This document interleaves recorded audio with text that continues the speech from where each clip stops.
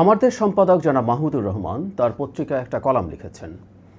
সেই কলামের একটা বড় অংশ জুড়ে তিনি আমার সম্পর্কে বলেছেন এবং শুধু কলামটার পুরোটা অংশ না, আমার অংশটা নিয়ে আবার আরেকটা হেডলাইনে সেটাকে আলাদা করে দেওয়া হয়েছে ওই কন্টেন্টটাই।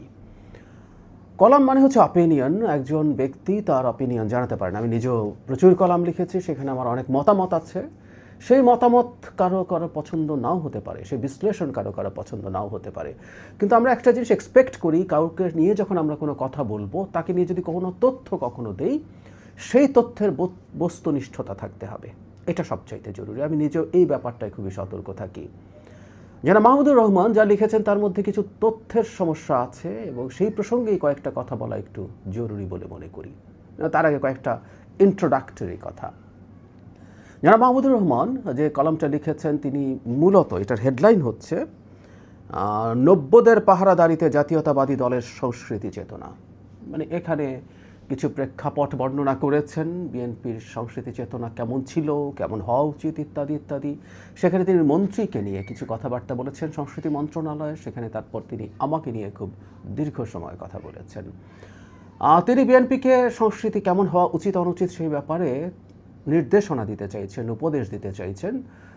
ইটস ফাইন, এটা তিনি করতেই পারেন। যদিও গত নির্বাচনের আগে জনাব মাহমুদুর রহমানের অবস্থান খুব স্পষ্টত বিএনপির বিরুদ্ধে ছিল। যে পক্ষ পরাজিত হয়েছে সেই পক্ষের পক্ষেই ছিল, অন্তত আমার কাছে সেটা খুব পরিষ্কারভাবে মনে হয়েছে। তার পত্রিকারই অত্যন্ত গুরুত্বপূর্ণ একজন সাংবাদিক জামায়াতের নমিনেশন পেয়েছিলেন, পরে তিনি শরিকদের কারণে সেটা ছেড়ে দিতে হয়েছিল, তিনি আবার তার পত্রিকায় ফেরত গেছেন। সো এটাও একটা সার্কামস্ট্যান্সিয়াল এভিডেন্স হিসাবে আমাদের কাছে থাকতে পারে। যাই হোক, তারপরও সেই ঘরানা থেকেও তিনি বিএনপির সাংস্কৃতিক পরিকল্পনা, সাংস্কৃতিক কর্মকাণ্ড কেমন হওয়া উচিত সেই ব্যাপারে তিনি কথা বলতেই পারেন। কিন্তু ওই যে বললাম, কাউকে নিয়ে যখন বলছেন তখন বস্তুনিষ্ঠতা দরকার, এটা ভঙ্গ হয়েছে। সেই জায়গায় কেউ একটা কথা বলতে চাই। আর আরেকটা কথাও যদি এভাবে বলি, বিএনপি যদি তার সাংস্কৃতিক কর্মকাণ্ড যেভাবে করার পরিকল্পনা করছে, তার ন্যারেটিভ যেভাবে করতে চাইছে, তাতে যদি বিএনপি ডোবে, সমস্যা কী? তার অন্তত সমস্যা আছে বলে আমার মনে হয়, মানে কথা উচিত বলে আমার মনে হয় না। এরপর যেটা বলছিলাম যে আমার অংশটা নিয়ে একটা হেডলাইন তার পত্রিকা করেছে আবার মতামত, এবং মাহমুদুর রহমান তার নামে এটা পাবলিশড হয়েছে। সেটা হচ্ছে প্রথম আলোয় একমাত্র হ্যাডামওয়ালা পত্রিকা ডাক্তার জাহেদ। মানে আমরা এই হেডলাইনটা, এটা ফটোকার্ড হয়েছে ফেসবুকে, সেই ফেসবুকে ফটোকার্ড প্রচুর ছড়িয়েছে। তার পত্রিকায় শেষে যে ধরনের রিয়াকশন হয় তার চেয়ে অনেক বেশি রিয়াকশন হয়েছে। এখন প্রশ্নটা হচ্ছে, এই হেডলাইন যদি কেউ পড়েন, ফটোকার্ড যদি কেউ পড়েন, অনেকে আমাকে বলছেন যে এটা আমার উক্তি। উনি কী লিখেছেন তার জায়গায় আসি, তিনি কিভাবে আমার সম্পর্কে জানেন এবং ইত্যাদি ইত্যাদি তিনি উল্লেখ করেছেন। কিন্তু একটা জায়গায় তিনি বলছেন, আমার দেশের সহকর্মীদের কাছ থেকে জেনেছি যে তিনি এখনও নাকি মাহমুদুর রহমান মান্নান নাগরিক ঐক্যের একজন নেতা। তারপর বলছেন হতেই পারে জাতীয় সরকারি, মানে নাকি দিয়ে তাকে একটা তথ্য কেন দিতে হয়? জনাব মাহমুদুর রহমানকে এই তথ্য নিতে পারতেন না? তার পত্রিকার অন্তত একজন সিনিয়র সাংবাদিক আমাকে অনেকবার ফোন করেছেন তার পত্রিকায় কলাম লেখার জন্য। জনাব মাহমুদুর রহমান, তার সাথে আমার 24 সালের 5 আগস্টের পর প্রথম যখন দেখা হয়েছিল, আমাদের খুবই কর্ডিয়াল আলাপ হয়েছে। তিনি তখন আমার দেশ শুরু করতে যাচ্ছেন, তারা আমার দেশে যেতে বলেছেন, সেখানে উদ্বোধনী সংখ্যায় লিখতে বলেছেন, এবং সেই সংখ্যা লেখার জন্যই সেই সাংবাদিক আমাকে অনেকবার ফোন করেছেন। তার আরও 2-1 সাংবাদিকের সাথে আমার টক শোতে দেখা হয়েছে, নাম্বার বিনিময় হয়েছে, বা এই তথ্যটা ভ্যারিফায়েবল, চাইলে ভ্যারিফাই করা যায়। আসলে একটা খোঁচা দেওয়ার লোভ তিনি সামলাতে পারেননি, যে আমি নাগরিক ঐক্যের হয়েও কীভাবে জনাব তারেক রহমানের উপদেষ্টা হয়েছি। আমি জানিয়ে রাখি, এটা অনেকবার জানিয়েছি, আমি একসময় অবশ্যই ওই দলটা করতাম, সেটা নিয়ে আমার কোনো সমস্যা নেই। কিন্তু সেই দল থেকে আমি বেশ আগে প্রকাশ্যভাবে ঘোষণা দিয়ে রিজাইন করেছি। এই তথ্য প্রায় সবাই জানেন। তিনি এই তথ্যটা ভ্যারিফাই, মানে নাকি যেহেতু আছে, তার মানে তার খানিকটা সন্দেহ আছে, এটা ভ্যারিফাই করে নিলেই সবচেয়ে ভালো হতো।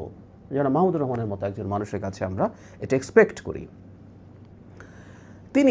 আমি প্রথম আলোর প্রসঙ্গে পরে আসছি, তিনি একটা জায়গায় এসে বলছেন যে আমার দেশের প্রতি ডাক্তার জাহেদ, উনি বলছেন আমি খুব বিদ্বেষ পোষণ করি, নাম উজ্জ রেখে আমাদের পত্রিকা সম্পর্কে তার কন্টেন্টে তাচ্ছিল্যপূর্ণ মন্তব্য নিম্নরূপ: একটি পত্রিকা বন্ধ থাকার পর চালু হয়ে মনে করেছিল কি না কি হয়ে যাবে। এই যে একটা কন্টেন্ট থেকে একটা বাক্য নেওয়া হয়েছে, এটা আমি ওন করি, ইয়াস, এটা আমার উক্তি। আমি এরকম একটা বক্তব্য আমার কন্টেন্টে করেছি। সেটা আমার দেশ কিনা, সেটা তিনি আমার দেশ হিসেবে ইন্টারপ্রিট করে কথা বলেছে, সেটা ওনার চয়েস, ওনার এডিটোরিয়াল চয়েস। উনি একজন মানুষ যখন কোনো পত্রিকার বা কারো নাম উল্লেখ না করে কিছু বলে, সেটাকে নিজে দাবি করে কথা বলাটা কতটুকু সঠিক বা স্মার্টনেস সেটা তিনি বুঝবেন। কিন্তু এই উক্তিটা আমি করেছি, সুতরাং এটা দায়িত্ব আমি নিচ্ছি।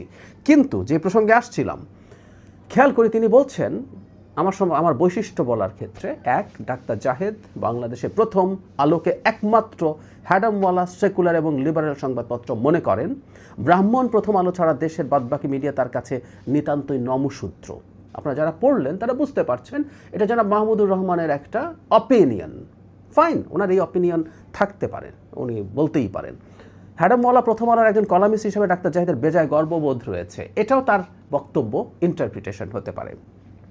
কিন্তু এই যে এককে আবারও বলছি, এই জায়গাটা, ডাক্তার জাহেদ বাংলাদেশের প্রথম আলোকে একমাত্র হ্যাডামওয়ালা সেকুলার এবং লিবারেল সংবাদপত্র মনে করেন। ব্রাহ্মণ প্রথম আলো ছাড়া দেশের বাদবাকি মিডিয়া তার কাছে নিতান্তই নমসূত্র। এটা জনাব মাহমুদুর রহমান মনে করেন, তিনি মনে করে লিখেছেন, দ্যাটস ফাইন। তার সম্পর্কে প্রচুর পারসেপশন আছে মানুষের, হতে পারে, ভুল হতে পারে, ওটা অপিনিয়ন হিসাবে যাবে। কিন্তু এই যে প্রথম আলো একমাত্র হ্যাডামওয়ালা পত্রিকা বলে ডাক্তার জাহেদ দিয়ে লেখা হলো, ফটো কাট করা হলো, এটা একটা ডিসইনফরমেশন। এই ডিসইনফরমেশনটার আমি প্রতিবাদ করছি। 21শে পদক পেয়েছেন তিনি, আমাদের অনেক বয়োজ্যেষ্ঠ, অনেক সিনিয়র মানুষ, খুবই বুদ্ধিমান মানুষ। তার পত্রিকা বন্ধ হয়ে যাওয়ার আগে গুরুত্বপূর্ণ সাংবাদিকতার কাজ করেছে। তিনি নির্যাতিত হয়েছেন, তার এগুলোর প্রত্যেকটার প্রতি আমাদের শ্রদ্ধা আছে। কিন্তু 21শে পদক প্রাপ্ত একজন সম্পাদক যখন ডিসইনফরমেশন এভাবে ছড়ান, খুবই দুঃখজনক। যেহেতু এটার ভুক্তভোগী আমি, আমাকে অনেকে প্রশ্ন করছেন যে আমি এরকম একটা মন্তব্য কীভাবে করেছি, কেন করেছি। আমি এই মন্তব্য করিনি কখনো। প্রথম আলোর কলাম লিখি, আমি বহু বছর হয়ে গেছে লিখি। প্রথম আলো সম্পর্কে আমার নিজের একটা পয়েন্ট অফ ভিউ আছে, থাকতেই পারে, অনেকে যেমন আমার দেশ সম্পর্কে আছে বা অন্য কোনো পত্রিকা সম্পর্কে আছে, সেটা থাকা নিয়ে আলোচনা সমালোচনা চলতে পারে। প্রথম আলোর বিরুদ্ধে যা যা হয়েছে, প্রথম আলো বন্ধ করে দিতে হবে, সম্পাদক পাল্টাতে হবে, আগুন জ্বালিয়ে দিতে হবে প্রথম আলো ডেইলি স্টারের অফিসে, এগুলো নিয়ে তীব্র প্রতিবাদ করেছি। প্রত্যেকটা আমার দেশের উপরেও যদি কিছু হয় একইভাবে করব।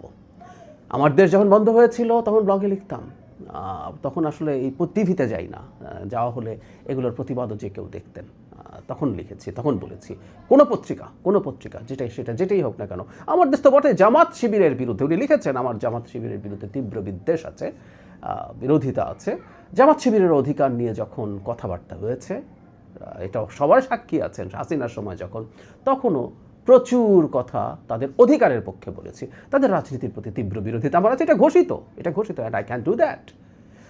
যেন মাহমুদুর রহমান খুবই আশঙ্কা প্রকাশ করেছেন যে আমার মতো একজন মানুষ এখানে থাকায় কি হবে না হবে, কিন্তু তিনি মানে আমি জায়গাটা হুবহু পড়ি, যা হোক এমন একজন ব্যক্তি যার কাছে পত্রিকা জগতের একমাত্র আদর্শ প্রথম আলো ডিসইনফরমেশন, ভুল কথা। তিনি বাংলাদেশের সংস্কৃতি ও তথ্য মন্ত্রণালয়কে কোন আদর্শে পরিচালনা করবেন সেটি বুঝতে পাঠকদের কোনো সমস্যা হবার কথা নয়। উপদেষ্টার ভাষা অতি তুচ্ছ পত্রিকা আমার দেশ নিয়েই নব্য হ্যাডামওয়ালাদের সঙ্গে দিল্লি সমর্থিত ফ্যাসিবাদী জমানার মতো সাংস্কৃতিক লড়াইয়ের জন্য আমরা প্রস্তুত আছি। সাংস্কৃতিক লড়াই হতে হবে। আর আমি একজন উপদেষ্টা মাত্র, মানে আমি শুধু এই দুটো মন্ত্রণালয়ের অ্যাডেড রেসপন্সিবিলিটি। আমি মাননীয় প্রধানমন্ত্রীর পলিসি এবং স্ট্র্যাটেজির উপদেষ্টা, সেখানে আমার কাজ আছে। এখানে আমার উপদেষ্টামূলক কাজ, এখানে পূর্ণাঙ্গ মন্ত্রীরা আছেন, তথ্য মন্ত্রণালয়ে পূর্ণাঙ্গ মন্ত্রী প্রতিমন্ত্রী আছেন, সংস্কৃতি মন্ত্রণালয়ে পূর্ণাঙ্গ মন্ত্রী প্রতিমন্ত্রী আছেন, যাদের হাতে এক্সিকিউটিভ পাওয়ার। এখন ব্যাপারটা হচ্ছে একজন উপদেষ্টা হয়ে আমি পরিচালনা করব। আসলে আমাকে টার্গেট করেছেন, তাই সব কিছু করছেন। উপদেষ্টার তেমন কোনো আসলে ক্ষমতা নেই মন্ত্রণালয়ে, কিছু উপদেশমূলক কাজ আছে, আমি ইনভলভ হয়েছি, অলরেডি তথ্য মন্ত্রণালয়ে হয়েছি, সংস্কৃতি মন্ত্রণালয় এখনও কাজ করতে শুরু করিনি। আমার কিছু রোল নিশ্চয়ই থাকবে, কিন্তু সেটা ওগুলোকে ছাপিয়ে না, যেহেতু তিনি আমাকে টার্গেট করছেন, আমি নাকি ওটা চালাচ্ছি। আর সাংস্কৃতিক লড়াইয়ের কথা বলছেন, হ্যাঁ সাংস্কৃতিক লড়াই আসলে হবে, একটা গণতান্ত্রিক সমাজে সাংস্কৃতিক লড়াই তো থাকবেই। তিনি যে মতাদর্শে বিশ্বাস করেন সেই মতাদর্শ তিনি ইম্পোজ করার চেষ্টা করবেন, এবং মতাদর্শ পাল্টেও যায়, এটাও ঠিক।